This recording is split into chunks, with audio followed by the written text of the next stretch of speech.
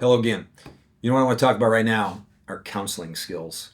You say, well, what are those? Well, I'm going to tell you, I don't think we've had to have or employ or apply many counseling skills the last few years because from 2020 till up till today, we had multiple offers. Property didn't sit on the market. It's a seller's market. We didn't have properties that sat there. How many of you, raise your hand, had to think about price reductions? Raise your hand. How many of you had to talk about have a conversation with the seller? Why is my property not getting shown? Why is my property not selling? Won't they just make an offer? Well, a couple things. Number one, study was done. Let's just, as an example, say people were approved for $300,000, and they put these properties in front of them that were $320,000. So they were listed at $320,000, excuse me. And simply by reducing that property to 315 or approximately 1.6%, that house, those houses were 3 times more likely to get shown. 3 times more likely to get shown. That's a big deal. Therefore, and we want to understand why. Well, the reason is that when those properties were at 320, they were just a little out of reach. They were just far out of reach. Like, probably won't do any good. Well, at some point, the buyer says, hey, maybe I can go to my lender. Maybe I can go to 305. And hey, maybe they'll come down to 305. There's hope. What it comes down to is hope. All right. The other thing I would say is this, the second thing, is that if that property was listed for $1,000, they'd be lined up from here to the coast. I say if it was listed for $100,000, they'd be lined up from here to the from Des Moines, the capital of Iowa, right? So at some point, it is always, always, always price. At some point, there's tremendous incentive. All right, so those are two just little tidbits, two little scenarios of things that might occur, might be said.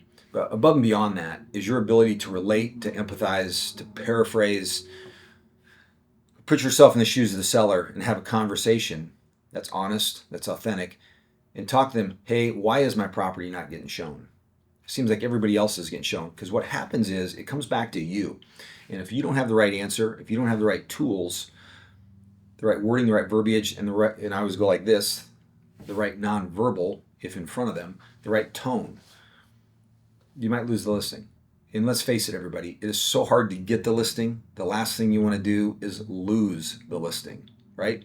You get the listing, keep the listing. You get the listing, sell the listing. Someone might say, well, they might just think I'm just trying to make my commission and get it sold. You know what you do?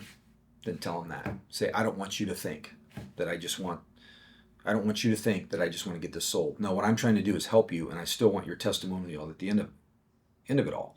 I still want you to think that what I've done is phenomenal. I want you to tell the whole world how great I was. And that's the truth. Therefore, you have to think about how do you communicate, how do you portray that message, how do you frame it. And these are the counseling skills I'm talking about. And the only way you're going to get good at them is to work at them. Or you can start to think about it now and start to practice them now. And that's what we're doing in our office. We're starting to practice these skills. We're starting to think about how we're going to phrase things. And not just the words we choose, but the tone we have. How do we communicate that, hey, we need to have a discussion about your property and why possibly it is not being shown. You can't dictate, you can't demand, you can't push them. Matter of fact, I think what you have to do is empower them. You have to give away the power. All right, you have to let them think that it's their decision, and it is their decision. Let them know that it's their decision. You're simply, again, a consultant. But what I've seen thus far is I've seen a lot of the agents getting frustrated already, even though it's a seller's market. It's evolving, it's changing, it's kind of coming back a little bit to more of a stable market. I remember back in 2010 to 2013, we consistently, people don't believe this, but we had 50 to 60 listings at all times. And you'd say, oh, whatever, they just weren't selling. So what do we do all day long? All day long, we talk people off the ledge. We talk sellers off the ledge. Hey, why is my property not getting shown? Why am I not getting offers? What's going on? Won't they just make an offer? So I've been there, done that. If you survived 2010, or excuse me, actually it's 2008 through maybe 2012, 13, then you most likely learned these skills. And I can share these skills, and there's a lot more to talk about. There's a lot more to know, there's a lot more to learn. So if you'd like to know more, I'd be glad to help. Thanks for watching.